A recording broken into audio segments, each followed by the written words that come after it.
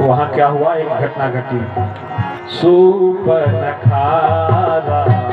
वड़की भई, सुपनखारा वड़की भई, दुष्ट हृदय दारुण जस यही, दुष्ट हृदय दारुण जस यही।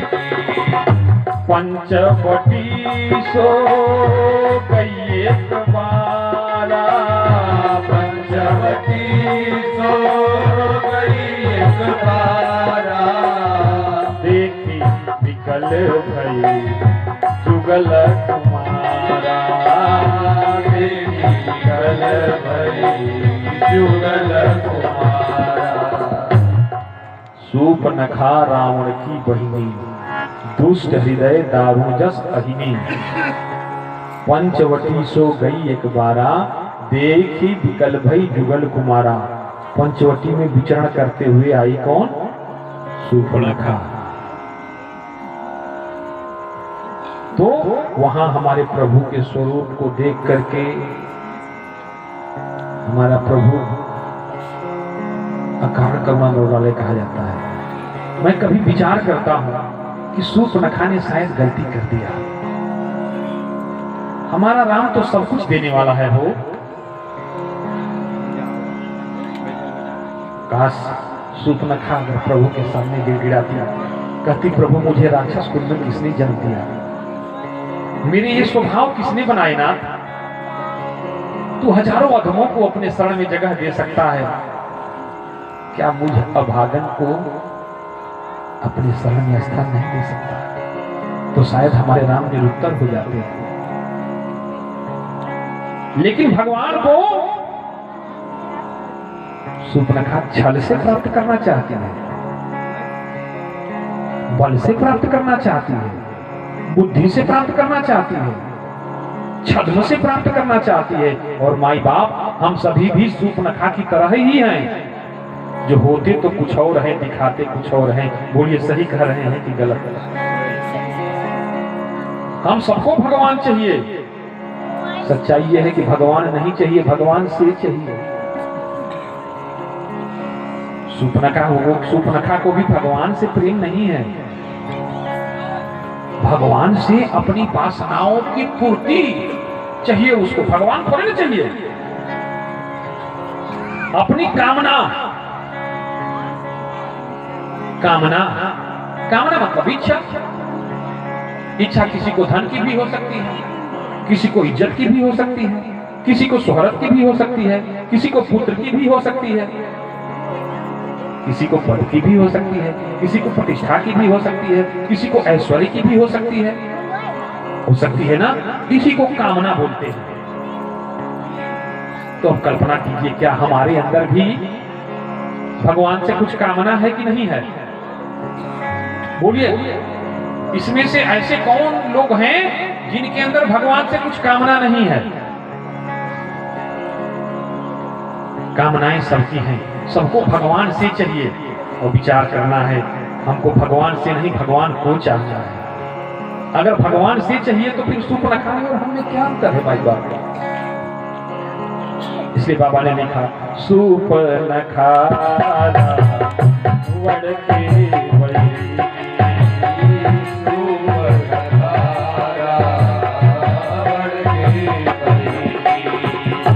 दुष्ट हृदय दारुण जस यही, दुष्ट हृदय दारुण जस यही। पंचवटी सो गई एक बारा, पंचवटी सो गई एक बारा, देखी विकल भई जुगल कुमारा, देखी विकल भई जुगल कुमारा। और प्रभु से बोल पड़ी, तुम सब पुरुष हो सब नारी, तुम सब पुरुष हो सब नारी, यह संयोग रचा विचारी संयोग विधि रचा विचारी मन अनुरूप पुरुष जग नाही मन अनुरूप पुरुष जग नाही देखे खोज लोकति हुमाई खोज लोकति हुमाई। विचार करिए, सूर्पणखा कह रही है कि तुम सम पुरुष नमो सम नारी, यह संयोग विधि रचा।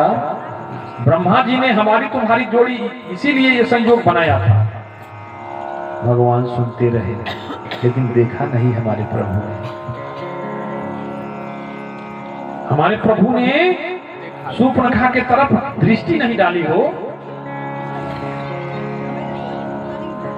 सूर्पणखा ने कहा कि तुम सब पुरुष नमो सब नारी, यह संयोग विधि रचा विचारी। ये हम अपने मन से नहीं करे, ब्रह्मा ने यह संयोग रचा है। ब्रह्मा जी भी सोचने लगे, बारे सूर्पणखा, तूने हमको भी नहीं छोड़ा अपनी कामनाओं की पूर्ति के लिए। फिर उसने बोला कि मन अनुरूप पुरुष जग नाही, हमारे मन के लायक इस संसार में कोई पुरुष ही नहीं है। फिर आगे बोल पड़ी कि हमने इस संसार की नहीं तीनों लोकों में देखा। अब भगवान सोचने लगे कि अरे ये तीनों लोकों में पहुंच रखने वाली कौन है भाई? इंसान तो सिर्फ मृत्यु लोक में ही रहता है, देवता स्वर्ग लोक और मृत्यु लोक तक आ जाते हैं, और असुर ही है ऐसे जो स्वर्ग में भी जा सकते हैं छद्म भेष बना के, मृत्यु लोक में भी आ सकते हैं और पाताल में भी जा सकते हैं। हमारे प्रभु ने सूर्पणखा का रूप पकड़ लिया, इसलिए सीता जी की तरफ देखा। सीता चितई कहे प्रभु बात, सीता चितई कहे प्रभु बात, आहई कुमार मोर लघु भ्राता, आहई कुमार लोग सीता जी की तरफ देखा और हाथ से ही इशारा कर दिया, वो हमारे छोटे भाई हैं, कुमार हैं, आप उन्हीं से भेंट करिए। सीता चितई कहे प्रभु बाता, सीता चितई कहे प्रभु बाता, आहई कुमार मोर लघु भ्राता, आहई कुमार मोर लघु भ्राता। भगवान ने भी सोचा कि जब ये दुष्ट हृदय दारुण जस अहिनी नागिने है, तो नागिन को शेषनाग से भेंट करा दिया जाए। लक्ष्मण जी कौन है भैया?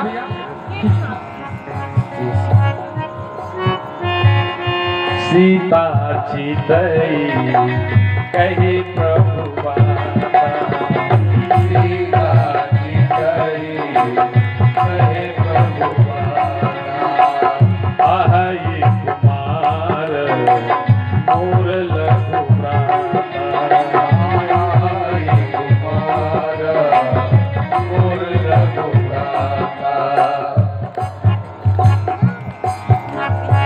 उनसे भेंट करो। सूर्पणखा गई, लक्ष्मण जी से कहा। लक्ष्मण जी ने कहा, रे तेरी मति मारी गई है का? हम उनके सेवक हैं, उनसे शादी करोगी तो रानी बनोगी, यहाँ तो नौकरानी बनना पड़ेगा। सीता चितई कहे प्रभु बाता, सीता चितई कहे प्रभु बाता, आहई कुमार मोर लघु भ्राता, आहई कुमार मोर लघु भ्राता। अब लक्ष्मण भैया ने भी समझाया, इस पर चली जाओ चली जाओ। जब नहीं समझी तो नाक कान भी भई बिकरा,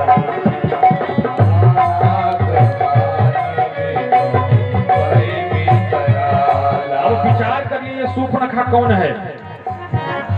शूर्पणखा विषयासक्त कामना है। शूर्पणखा कौन है? विषयासक्त कामना है। और राम कौन है? ज्ञान है।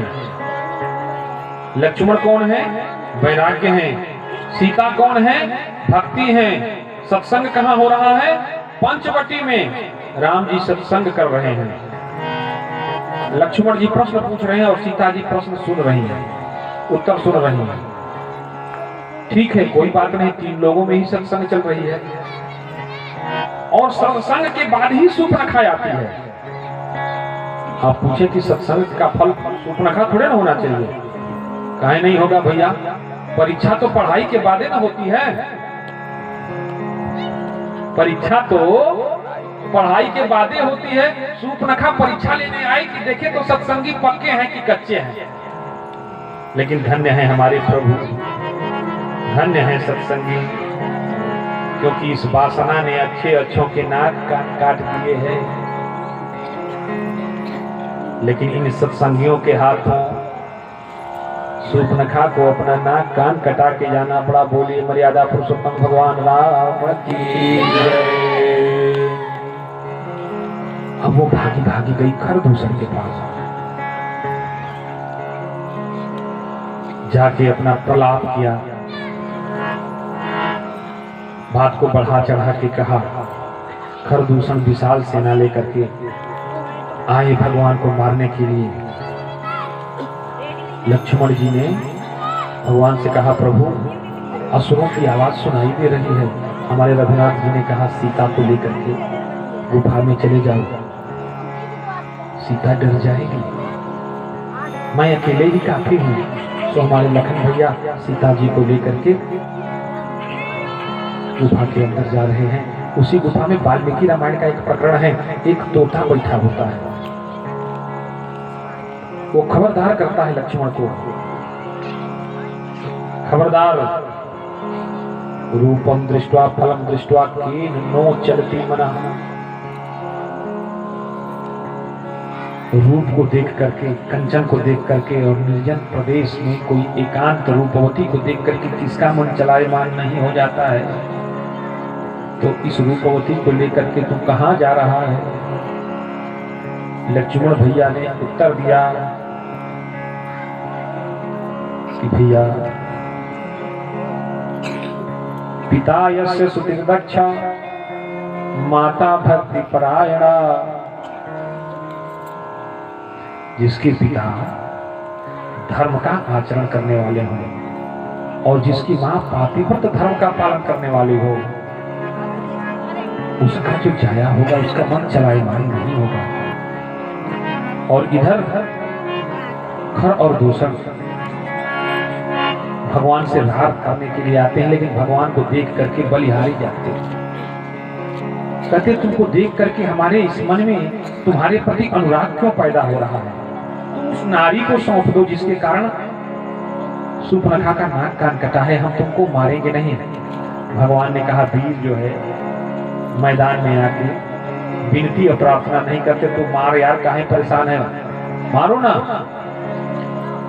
अंत में खरदूषण प्रहार करने के लिए भगवान की तरफ आगे बढ़ता है। भगवान मोहिनी बाण छोड़ते हैं, सब एक दूसरे को राम ही देखते हैं और आपस में ही लड़कट के उनकी जीवन लीला समाप्त हो जाती है। शूर्पणखा यहाँ से भागी भागी कहाँ जाती है? रावण के पास। अब रावण के पास जाकर के यही खबर देती है। रावण कौन है? जिसकी इच्छाएं कभी तृप्त नहीं हो। रावण भी बहुत बड़ा कामी है, उसकी कामनाएं कभी खत्म नहीं हो रही। और ऐसे कामी व्यक्ति को विषयों का छाया डाला जाए तो उसका काम और बढ़ जाता है। सो यही कहा शूर्पणखा ने, भैया पंचवटी के वन में हम विचरण कर रहे थे, वहां दो राजकुमारों के साथ एक सुंदर युवती को देखे जो तुम्हारे लिए बहुत उत्तम थी। सो मैंने उसकी याचना करी, लेकिन जैसे ही मैंने उनसे तुम्हारा परिचय दिया कि मैं त्रिलोक विजयी रावण की बहन हूँ, जब तक आपका परिचय नहीं दिया था तब तक वो तो बड़ा स्नेह से बातें कर रहे थे कि लेकिन जैसे मैंने आपका नाम लिया उन्होंने हमारा ये हस्त कर दिया। रावण ने कहा तो खरदूषण को क्यों नहीं बताया? कहा बताए थे ना, पर वो भी उसका कुछ कर नहीं सके, उनका भी राम नाम। रावण विचार किया कि खरदूषण समबलवंता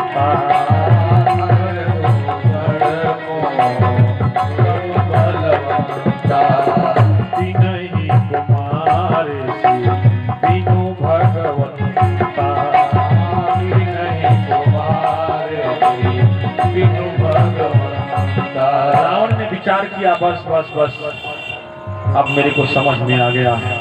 सो रावण अपने मामा मारीच के पास गया। मारीच भगवान को पहचान चुका था कि भगवान कौन है। कब पहचाना था? एक बक्सर में भेंट भेज रहा। विश्वामित्र महामुनि ज्ञानी, विश्वामित्र महामुनि ज्ञानी, बसहि विपिन शुभ आश्रम जानी, बसहि विपिन शुभ आश्रम जानी। वहां लगे जब मुनिवर सुबह यज्ञ कर रहे थे उसी समय मारीच भी आया था सुबाहु के साथ। जहां भगवान ने उसको बिना फर का बाण मारा, वो 100 योजन गए सागर पारा, जहां मारीसस जिसको आज बोलते हैं, वहां जाके गिरा। तो वो भगवान को जान चुका था। सो भगवान की महिमा जान करके भगवान के प्रेम में लग चुका था। हरे रामा रामा राम सीता राम राम,